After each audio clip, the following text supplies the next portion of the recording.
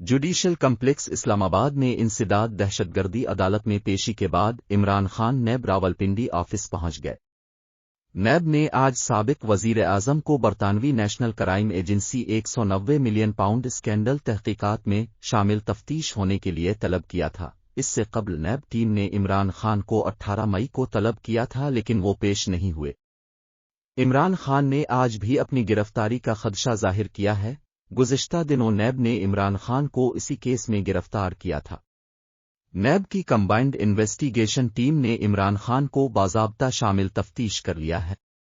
ذرائع کے مطابق عمران خان سے کیس سے متعلق 20 سوالات کے جواب طلب کیے جا رہے ہیں۔ عمران خان کی اہلیہ نیب راولپنڈی آفس کے باہر گاڑی میں موجود ہے۔ نیب کی جانب سے عمران خان سے برطانوی کرائم ایجنسی کے ساتھ خط وکتابت کے ریکارڈ سے متعلق سوالات کیے گئے۔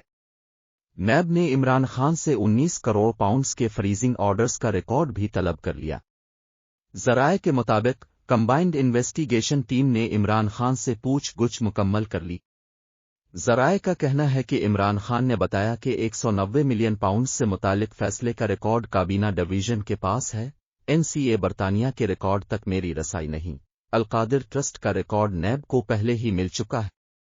اسی تازہ خبروں کے لیے ہماری چینل لاہور سپوٹ لائٹ کو سبسکرائب کریں اور گھنٹی کے بٹن کو دبائیں۔